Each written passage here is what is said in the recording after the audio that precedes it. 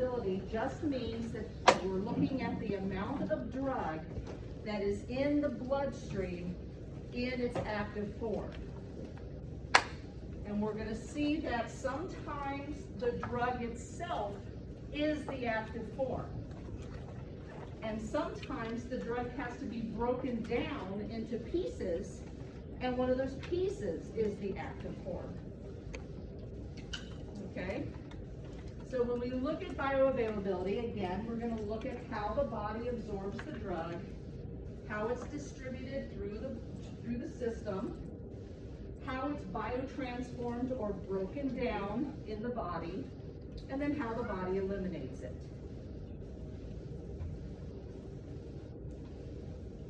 So when we look at specifically drugs that are taken orally, so this is pills, liquids, something that you take orally. When you take a drug orally, it has to go through the stomach. And when it gets into the stomach, we know that the stomach is a very acidic environment. Some drugs cannot withstand that acidic environment, and it completely makes them useless. Nitroglycerin is an example of that. We know that when we learned in medical emergencies, when someone uses nitroglycerin, they have to stick it under their tongue so that it gets absorbed into the bloodstream through the vessels that are in the floor of the mouth. If someone swallows a nitroglycerin pill, when it gets to the stomach, the acid in the stomach completely breaks it down and makes it useless. So they will get no effect from nitroglycerin if they swallow the pill. Once that medication has made it through the stomach, it's then going to go through the bloodstream to the liver. When it goes to the liver, it's going to go through what we call first-pass metabolism. With first-pass metabolism, what will happen is the liver is going to break down that drug into metabolites, and then those metabolites will then go through the system.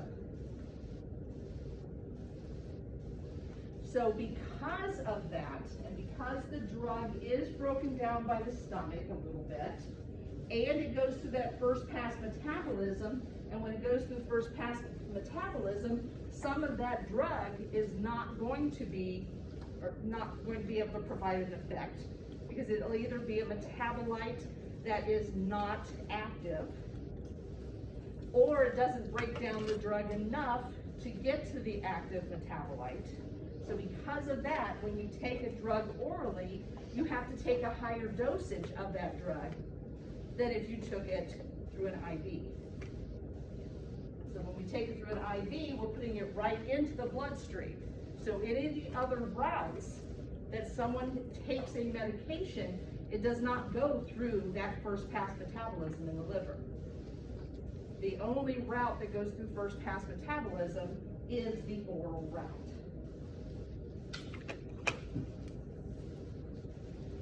So we're going to describe the factors that influence drug distribution, including the blood-brain and placental barriers and the process of protein binding. So when we look at the distribution, okay, so the body has absorbed the drug, and now it needs to go through the system. The distribution of that drug is going to be determined one way by the solubility of that drug within the tissues. So if you have a drug that needs to go to some target tissue, if the body's tissue is able to absorb that drug highly, then not all of that drug is going to get to the target tissues. And so you'll have a lesser effect. So if that's the case, you may have to take more of that medication. If the drug is not soluble by the tissues, the important tissues that are the primary target may not be able to absorb that drug as well, and that drug will just be eliminated.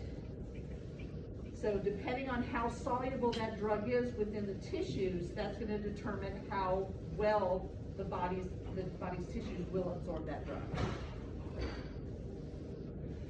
perfusion to the intended tissue is also important. So if you have a drug that needs to get to the bloodstream to a certain target organ, and for some reason there's some blockage of the blood vessels to that organ, so there's some atherosclerotic plaques or something like that where there's not enough blood is getting to that area. When that occurs, the drug can't get to that area as well because of the lack of perfusion. So the amount of perfusion to the target organs or the target tissues is important to determine how well that blood or that drug will be distributed to the intended tissues. The blood-brain barrier and the placental barrier, if you remember when we learned about endothelium, and we knew that there's little openings or pores within those the little cells of the endothelium, and things are able to pass through and either pass out of the bloodstream or into the bloodstream through those little pores. The endothelium around the placenta and the endothelium around the brain is a little bit different. So those cells are tighter together.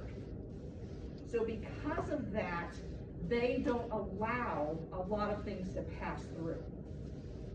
So there are drugs that we could take that'll be in our bloodstream, but those drugs will not be able to pass through the endothelium, so it won't be able to pass through the placenta or pass through to the brain. So that's a good thing if we don't want those drugs. If we're carrying a baby, we don't want those drugs to get to the baby. That placental barrier is a good thing. And the same thing with the brain. If we don't want those drugs getting to the brain, that blood-brain barrier is going to prevent those drugs from reaching the brain. And then binding to plasma proteins, we're going to look at how binding to plasma proteins is going to affect how well the tissues are going to be able to utilize that drug. So we'll look at that here in just a little bit. And then the amount of body fat an individual has. So if you have a drug that's highly lipid soluble and you have a lot of fat cells, that drug is going to be absorbed by those fat cells and it won't get to the target tissues. And then age, there is a thought that as we get older, things change. Okay, well, that's not a thought, that's the truth. But when they look at how the body absorbs certain things, that can change as well. And it could be related to the liver and the enzymes in the liver. It could be just related to the tissues are not working as optimally as they did before. So the thought is that if you have a person who is an older individual, how they absorb a drug is going to be different than, or the level of the absorption of the drug is going to be different than it will be with a younger individual. And a couple of those things that can happen as we get older is that we tend to get less blood flow to the liver. And so because of that, if we're not getting that drug to the liver as well, then the drug will not be broken down into those metabolites. If it needs to be broken down into the metabolites because that's the active form, then that can affect how well that medication is going to be absorbed by the body. And then reduced kidney function can actually affect it because if the drug is eliminated through the kidneys and we have reduced kidney function, that drug is going to remain in the bloodstream longer than it would for a person who has normal kidney function. So with elderly people, we tend to have to give them a lower dose of medications because those medications tend to build up in the bloodstream because of the reduced hepatic blood flow and the reduced kidney function. Yes? So if somebody they're bigger and that drug does get absorbed, do you give them more of that drug or how does that work? You do, really what will happen is, I mean, when it gets absorbed by the fat cells, eventually the fat cells will let it go. Okay. But the absorption is going to take longer. Okay. Because it's going to be absorbed by the fat cells, and then we have to wait for it to be let go from the fat cells to get to the target tissue. So it just may take longer for So it to it may take longer to get an effect. Okay. And yes, sometimes we do have to give them a higher dose. Okay. Yes. All right, so let's look at binding to plasma proteins. So drugs, some drugs are highly, or bind to plasma proteins much better than other drugs. And so if you have a drug that is not binding to plasma proteins very well, that means that there's going to be more of that drug floating around in the bloodstream to get to the target tissues. So that drug is going to get to the target tissues much faster, and we have more available. But because more of that drug is floating around in the bloodstream, it's going to get eliminated faster. So the less bound a drug is to plasma proteins, the more of it is going to be available to enter the cells,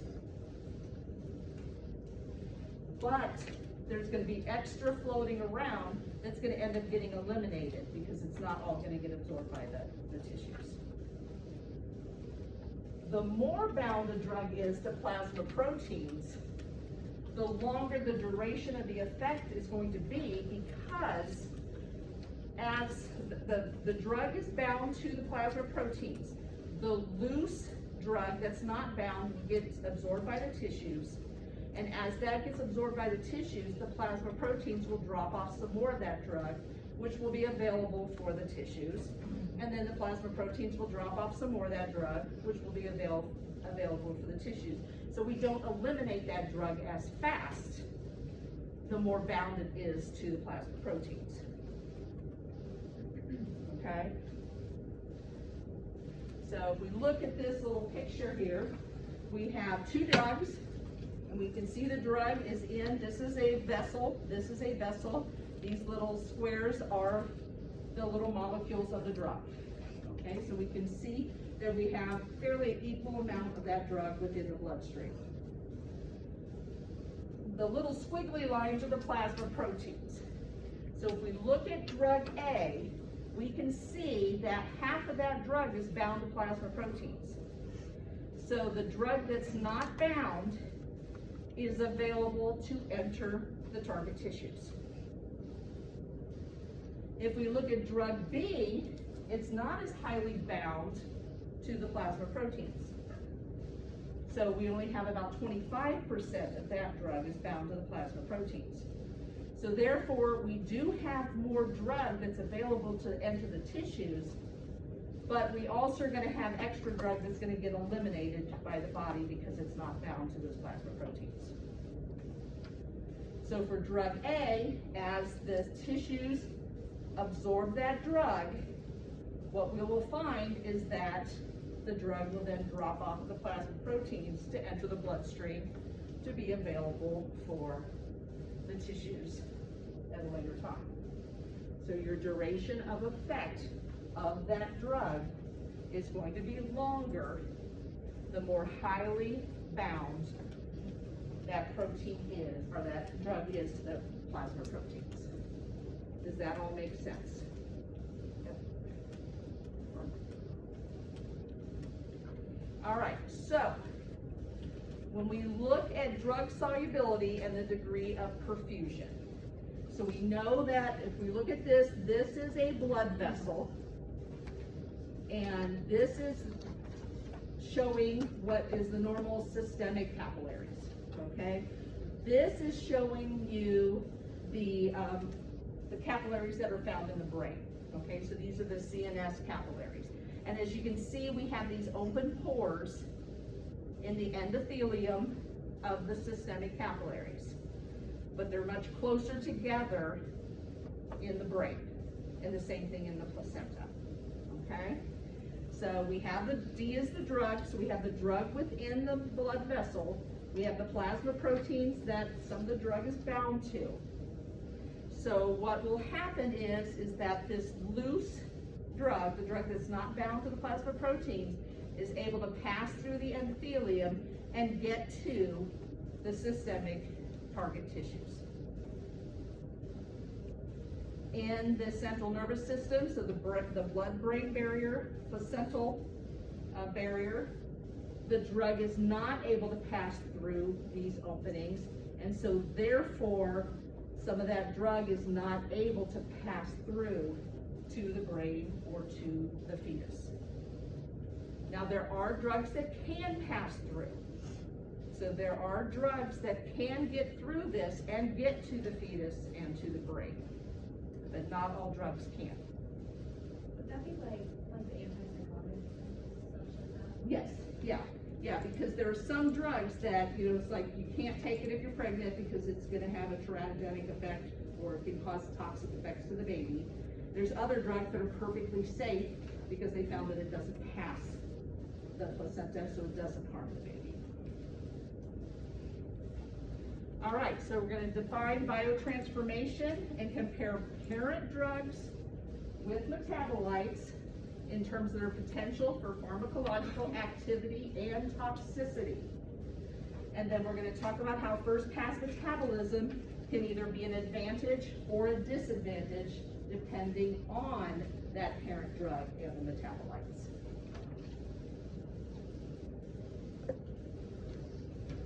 All right, so say we have a drug, and that drug is made up of the components A, B, C, D. So it's all bound together into the drug. This is the parent drug. This is the pill the person takes. Okay? Sometimes the drug will be absorbed. It'll pass through the liver completely unchanged, and then it will be eliminated unchanged. If it is a water-soluble drug, it is not broken down in the liver. If it is a water-soluble drug, it will do its job, and then it will leave the body unchanged through the kidneys.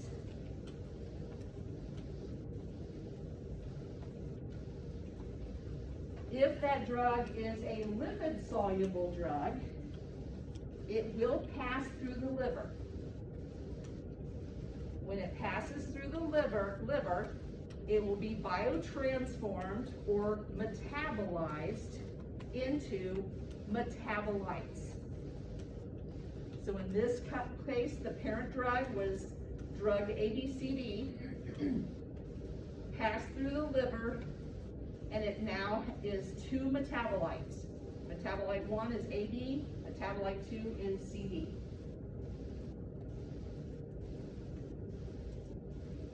If that metabolite is a water-soluble metabolite, it will be eliminated through the kidneys.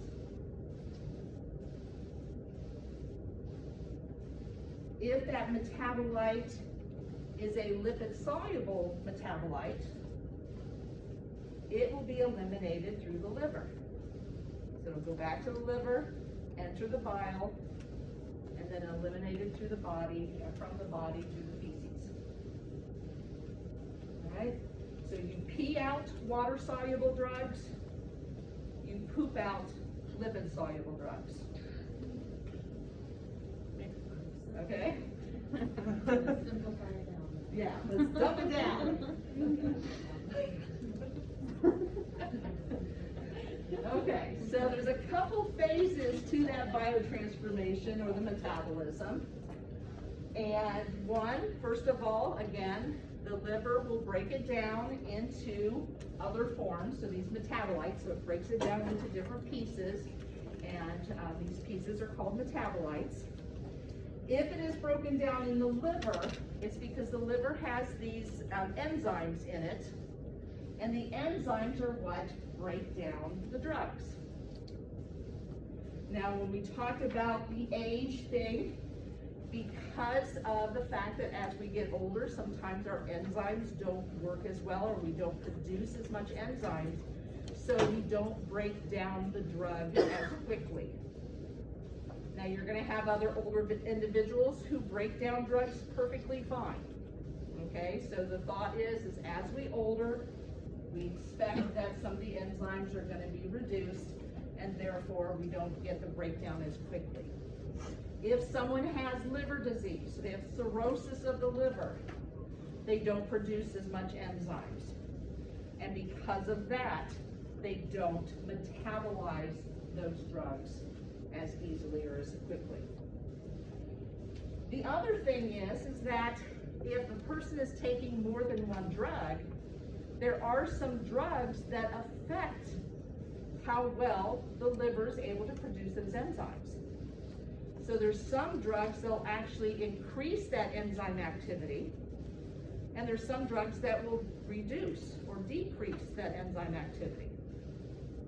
So if you take a drug and that drug increases the enzyme activity, you take another drug that needs to be broken down by the liver, it's going to be broken down quickly because we have extra enzymes. We have a higher enzyme activity.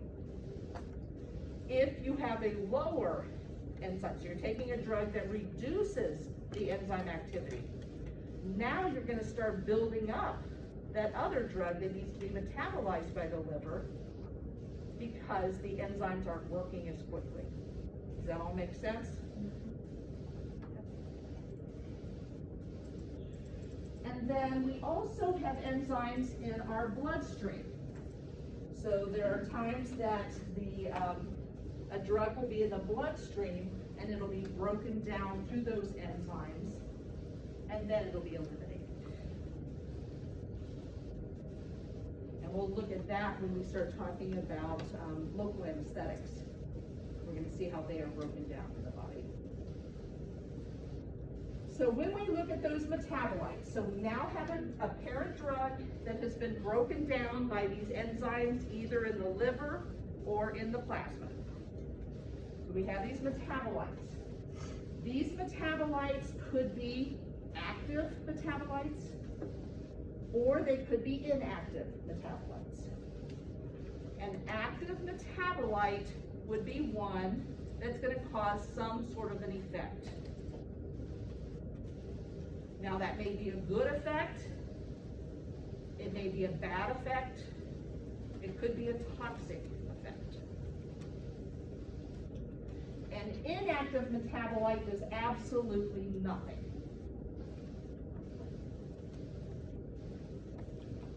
So we take the parent drug, it is broken down by the enzymes into the metabolites. Now those metabolites may be active or they may be inactive.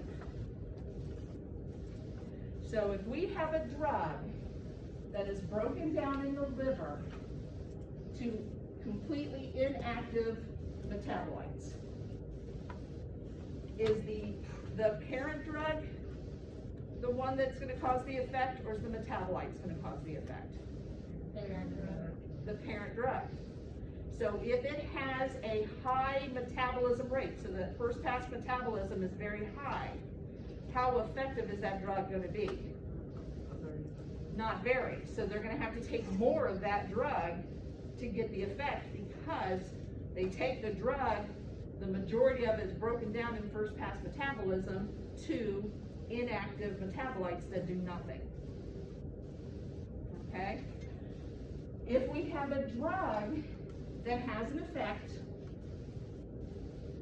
and it goes through first pass metabolism and it is broken down into two metabolites, one is active and one is inactive. Which drug, is it the parent drug or is it the metabolite that's causing the effect that we want? This is a trick question. Could be both. Could be both. Could be either. A, B, two of the above. Yeah, it won't be none of them, because if it's none of them, there'd be no reason to take the drug, right? So in the case of a parent drug that's broken down into an active and an inactive metabolite, the parent drug causes an effect, and that may be the effect that we want. The metabolite also causes effect. It may also be the effect we want, but it could also be an effect we don't want. Okay? And the worst case scenario is it could be an effect that is toxic. Okay? So if we have a drug that the parent drug is causing the effect, and then the metabolites, we have an active and an inactive metabolite, and the active metabolite causes a toxic effect, we want that drug to have a very low first pass metabolism. Right? Because if not, if it has a high first pass metabolism, we're not going to get the effect that we want, and we can produce toxic effects. So that's an extremely dangerous drug.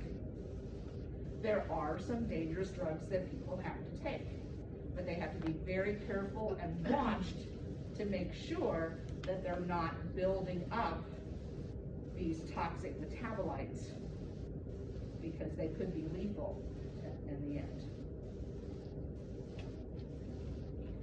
All right, so in phase 2, what happens is conjugation. And one way of conjugation is glucouronidation. With glucouronidation, what happens is glucose is added either to the drug or to the metabolite. And when you add glucose to it, it becomes water soluble. Once it becomes water soluble, how's it eliminated? Kidneys. Kidneys. Good. All right. So elimination of drugs will occur, again, if they're water soluble, it'll be through the kidneys. If they're fat soluble, it will be excreted in the bile and then eliminated from the body through the feces. All right, so let's look at an example of a parent drug, okay? So we have a parent drug. That parent drug could be active or it could be inactive. If the parent drug is active, are we going to expect an effect? Yes. Yes. If the parent drug is inactive, are we going to expect an effect? No. Why would we take a drug that is inactive? To make another more effective? What happens to the drug once we take it? It goes to the liver, what happens to it? It's metabolized into metabolites. Well, the expectation is at least one of those metabolites is going to be active, right? So there are drugs that people take that the drug itself, the parent drug, has absolutely no effect. It's called a prodrug.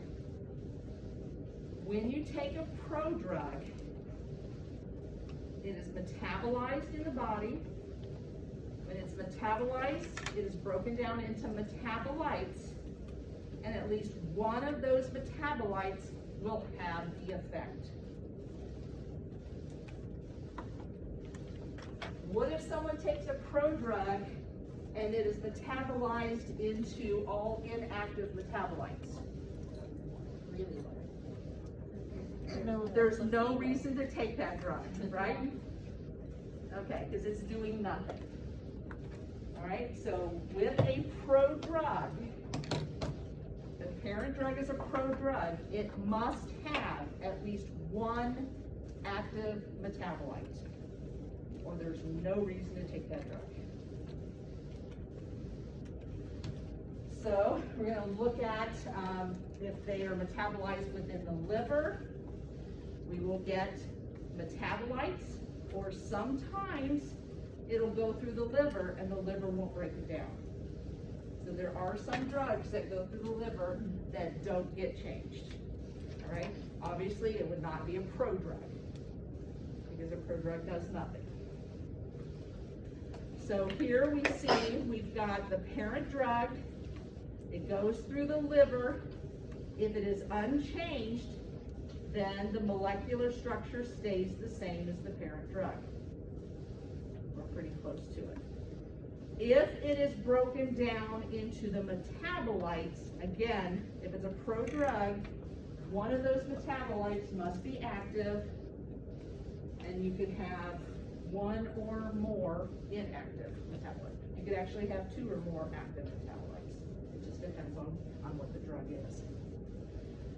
So again, we get the metabolites are either going to be active, inactive, or they could be toxic metabolites.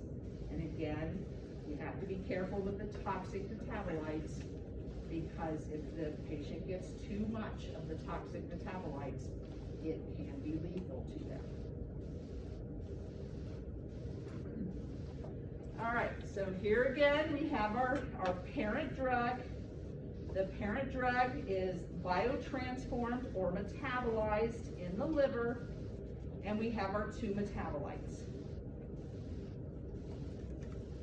So we're looking specifically at that prodrug that we already talked about. We know that the prodrug has no effect on the body. But when it goes through that metabolism, it has to have at least one metabolite that is active. And that's going to be what produces that effect.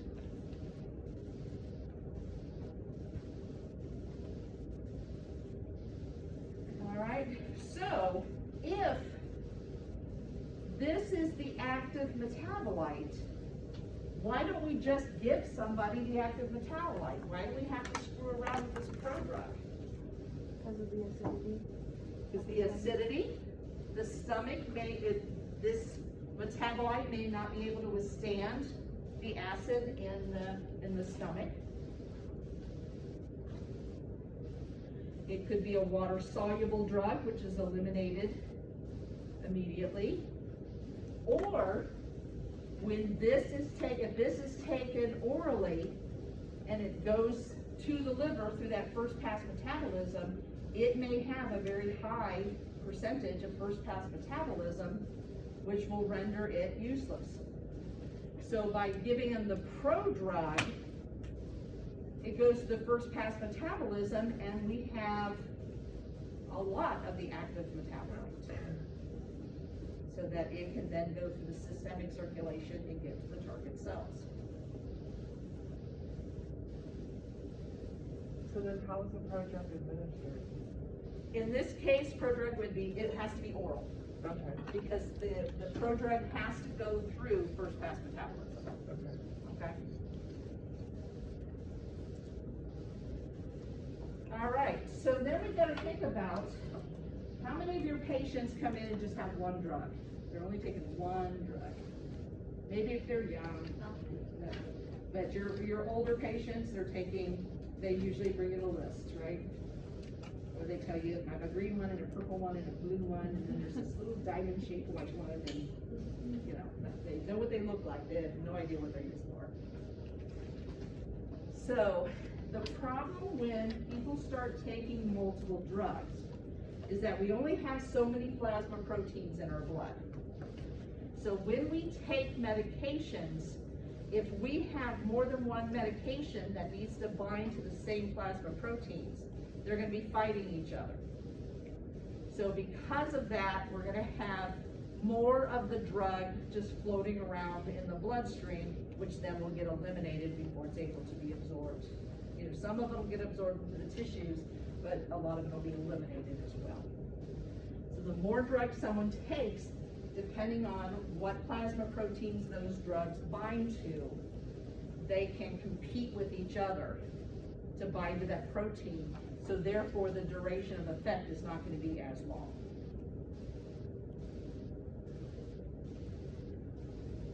And then again, we had mentioned that there are some drugs that will stimulate or reduce the ability or the activity of the enzymes that break down the drugs. And so if you take drug A, and drug A reduces the level of the activity of the enzymes in the liver. Drug B needs to be broken down in the liver because the enzyme activity is reduced, it's not gonna break down as much. And so therefore, it's gonna be leaving the liver unchanged. If you need that metabolite, that active metabolite from drug B, you're not gonna have it because it wasn't able to be broken down as well in the liver.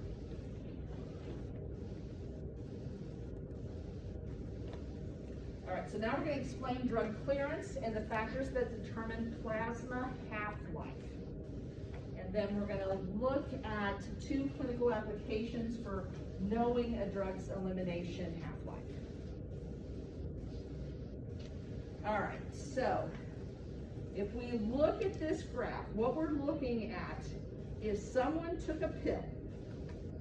That pill got absorbed in their body, and they didn't take any other pills. They just took one pill. Okay? So this is time 0. They take the pill.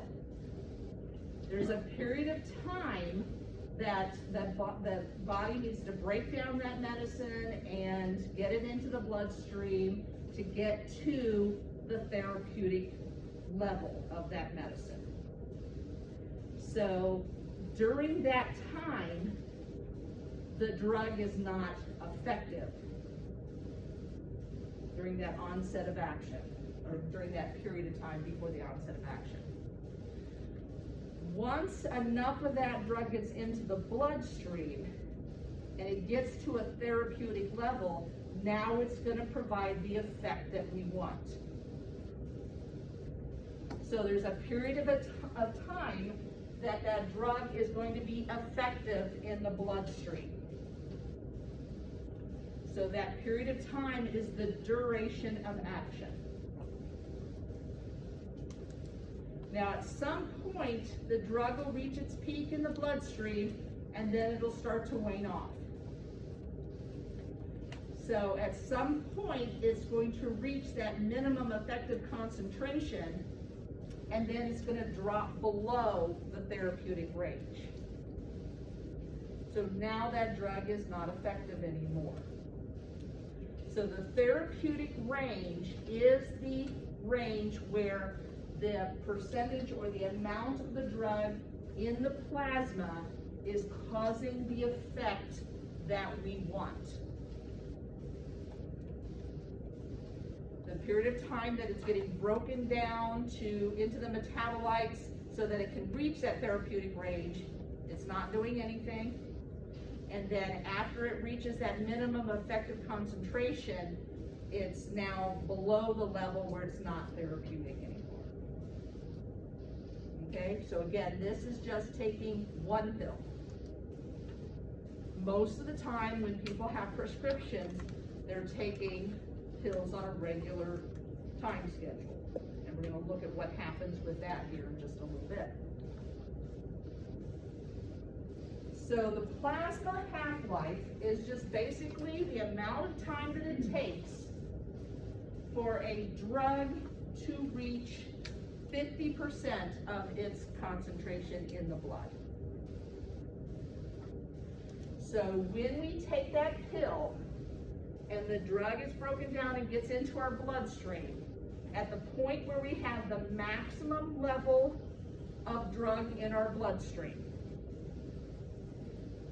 then we look at the amount of time that it takes to divide that in half.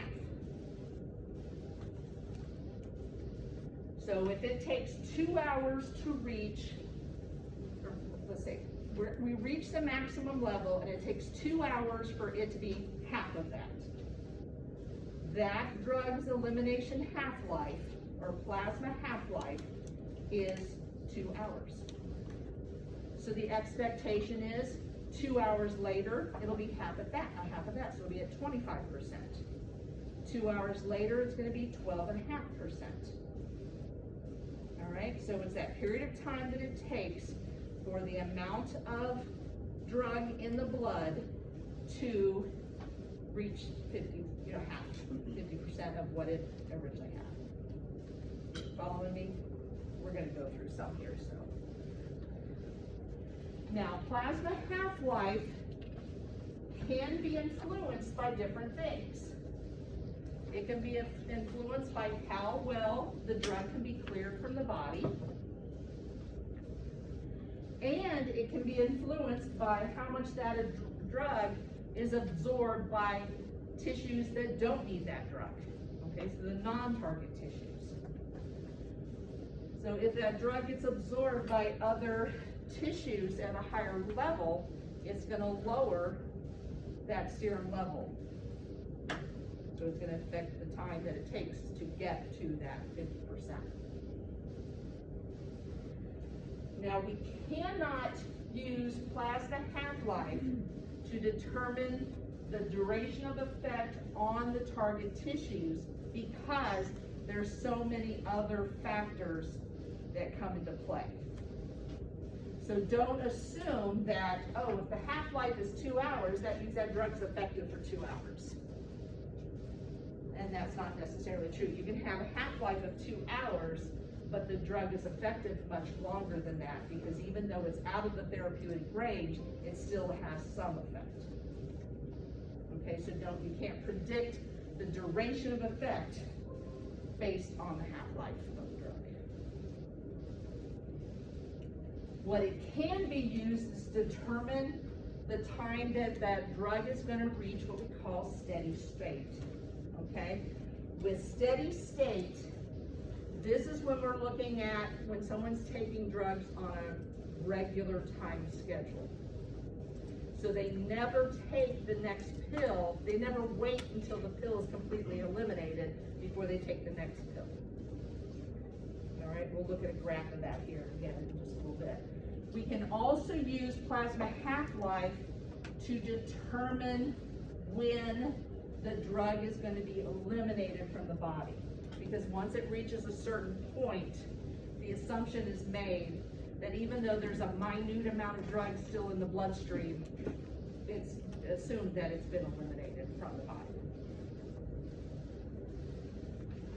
All right, so here we're looking at half-life of a drug, and the drug is given IV or PO, okay? Now, when the drug is given IV, you're going to reach the highest serum level immediately. All right? And you're going to have a quick drop-off at first. When you take a drug PO, it's going to take a period of time before it's going to reach that maximum level. So in this case, because the IV drug was injected straight into the bloodstream, we had a higher serum concentration than we did with the PO drug because the PO drug had to go through the stomach and then through first pass metabolism. But what you can see is regardless of whether it's given IV or PO, it is eliminated almost essentially the same. So yes, IV, you're going to have a quicker serum level. So you'll get a faster effect, onset of effect. But the elimination from the body, or the half-life of the drug in the body, is essentially the same, whether it's PO or IV.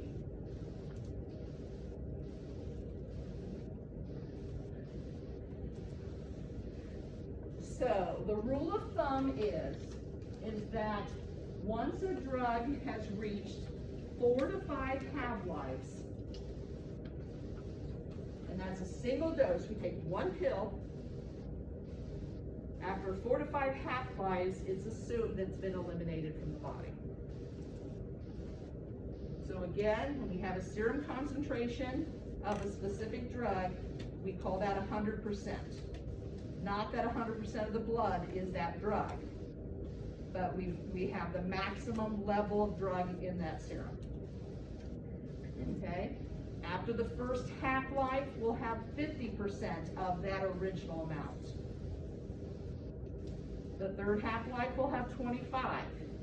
The fourth half-life will have 12.5. The fifth, actually, this is the first half-life, second, third. This is the fourth half-life, which is 6.25, and this is the fifth half-life, which is 3.125.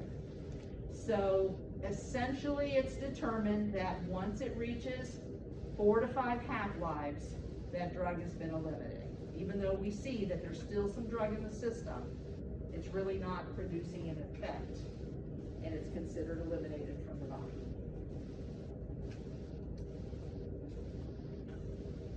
If an individual is over the age of 65, the rule of thumb is that the half-life will be decreased by 25 to 50%. Or, I'm sorry, it decreases the elimination of the drug by 25 to 50%. So therefore, say this, it took 2 hours for this to reach 50% in a normal, healthy, young adult. It may take 3 hours for someone over the age of 65 for it to get the elimination half-life. So if you were taking a drug and your grandparent was taking the same drug, it's going to be eliminated from your body faster. So grandparents will probably need to take a little bit less drug or take a longer period of time between the doses of drugs. So if you take a drug every 6 hours, they may take it every 8 hours because they can start building up that drug in their system because the half-life has been extended. And again, the liver kidney disease, if we're not breaking down or eliminating that drug as quickly, then it can prolong the half-life of the drug as well. Okay, so steady state is, you look at steady state when an individual is taking a drug on a regular time schedule. And so when you reach steady state, that is the point where the amount of drug you're taking in is equal to the amount of drug the body is eliminating. Okay? So that you're constantly remaining in that therapeutic level. Can you say that again? Steady state is when the amount of drug that you're taking in is equal to the amount of drug the body is eliminating. And so that is going to maintain that level of the drug in that therapeutic range.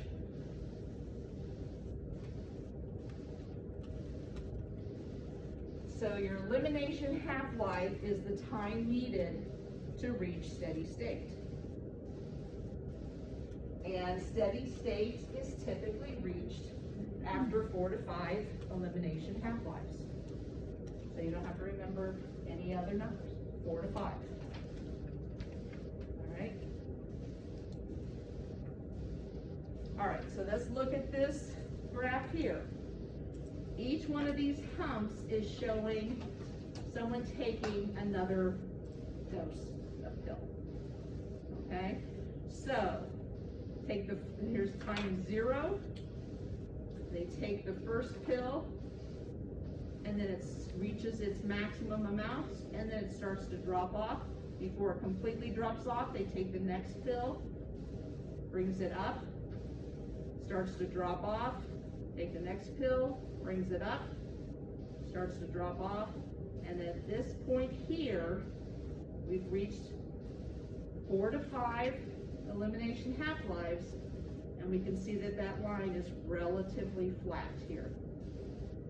So at this point, we've reached steady state because the amount that we're taking in is equal to the amount we're eliminating. Okay?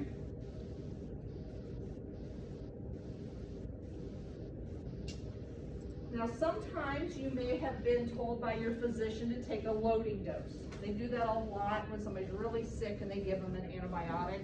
They'll tell them to take 2 stacked and then take 1 every 6 hours or 1 every 8 hours. What they're doing is when they double your regular dose, they're giving you a loading dose. And the loading dose is going to get you to that therapeutic level faster. It is not going to change steady state. steady state will still be the same after 4 to 5 elimination half-lives. So the loading dose, the only job of the loading dose is to get you to that therapeutic level faster so you can start getting better faster. But regardless if you take the loading dose or you take just regular doses, you're still going to reach the steady state the same. Okay? All right, and this just shows clearance, and this was a study that was done to determine how well different age groups cleared drugs. So if we look at, when we look at babies, babies don't clear drugs as quickly, and then there's this huge spike. So kids between the years of 1 and puberty will eliminate or clear drugs much faster. And then once we pass puberty, we'll drop down a little bit, and then as an adult, we'll stay relatively even until they didn't look at, when they did adults, they didn't look at age groups as far as like 65 and above. If they would have looked at 65 and above, what they would see is that there would be a little drop. Why is that? What does that mean to do? It's just the way the body is working in order to break down. It's related to the enzymes and stuff in the body. So, you know, the newborns, they have to build those enzymes up. Kids are huge growth spurts, and so everything is exploding. All right, so let's define therapeutic index and distinguish its computation for animals and humans. Okay? All right, so we said that therapeutic levels is the amount of drug that's necessary to be in the bloodstream in order to produce the desired effect. That's therapeutic level. Therapeutic index is just a number that shows the safety of a drug. The higher the therapeutic index, the safer the drug is. The way that they determine therapeutic index, now this is for animals. For animals, it is, well, it's humans too, but they don't determine how much drug kills people, okay? They're not allowed to do those kinds of studies.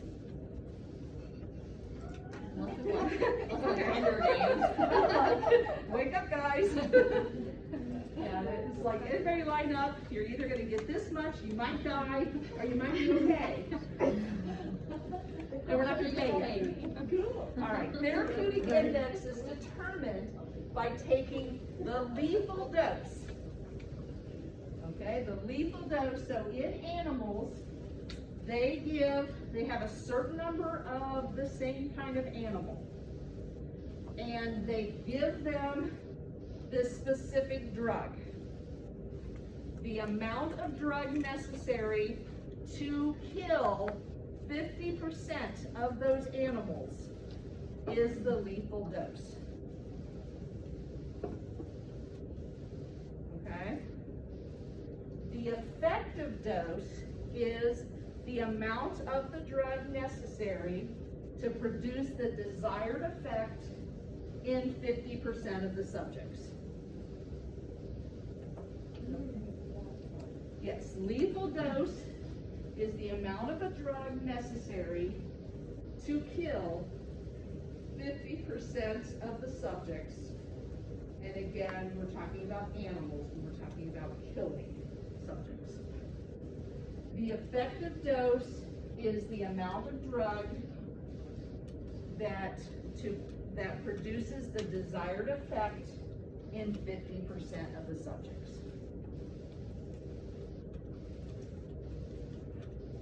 In adults, it's still referred to as lethal dose, or LD50. but the lethal dose is the amount of the drug that causes some sort of toxic effect in 50% of the human subjects. The effective dose is the amount of the drug that provides the optimum therapeutic effects in 50% of the subjects taking that drug. So, if it takes 100 milligrams of a drug to cause toxic effects in humans, and it takes 10 milligrams to get the optimum therapeutic effect in 50% of the subjects, what would the therapeutic index be? 10. It'd be 100 divided by 10. See, I told you we get to do math today. All right? So, if you have another drug and it has the LD50 of 100 and it takes 50 for the optimum therapeutic effect, what is that therapeutic index? 2. 100 divided by 50 is 2. Oh, So which one's the safer drug? The first one or the second one? The first one, because it has a higher index. You had a question, you? And then the units would just be like the dose of a milligram.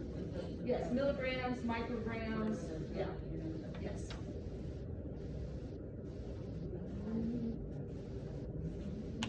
Okay, so we have a drug. The LD50 is 200 milligrams. All right, so at 200 milligrams, 50% of the people have some sort of a toxic effect. Now remember, when we talk about toxic effect, we're talking about an undesirable effect. It doesn't necessarily mean it's a permanent effect. Okay? And then the effective dose is 5 milligrams, or the ED50 is 5 milligrams. What is the therapeutic index in this one? 40. Good. Okay, so drug A has a therapeutic index of 25, drug B has a therapeutic index of 50, and drug C has a therapeutic index of 10. Which one is the safer drug? B. B. Good. Sorry, I thought that was. All right, so if I gave you a math question, if I said the LD50 is 200 and the ED50 is 5, what is the therapeutic index? Could you figure that out? Sure. Okay. If I tell you the therapeutic index is 40 and the LD50 is 200, what is the ED50? Can you figure that out? No. X. You just manipulate the equation. You would, if we don't know what the ED50 is, we could call that X. So we would know 200 milligrams divided by X equals 40. Multiply both sides times X. 200 milligrams equals 40X. To solve for X, you divide by 40. 200 divided by 40 is 5. I would take math in a long time. You're gonna take it now. Oh, Lord. And that's the way I was taught. There may be easier ways or different ways that you guys were taught, and that's perfectly fine. As long as you come with the right answer, I'm cool with that.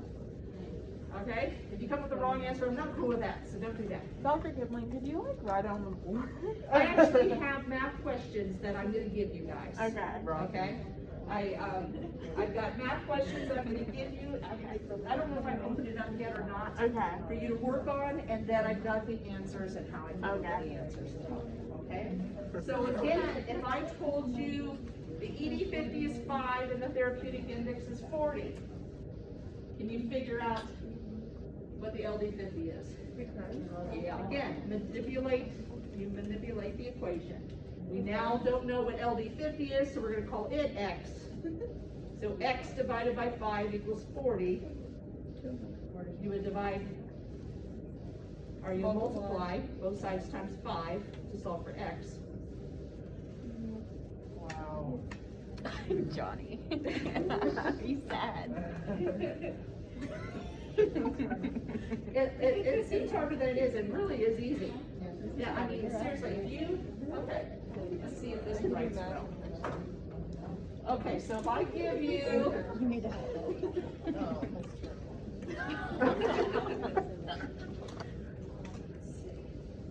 I give you, therapeutic index is 40. And I tell you ED50 is 5. Okay, with this equation, we could plug this in. If we just call LD50X, can you guys over there see this? Okay, we call LD50X, because we don't know what the LD50 is. And we know the ED50 is 5. So X divided by 5 equals 40.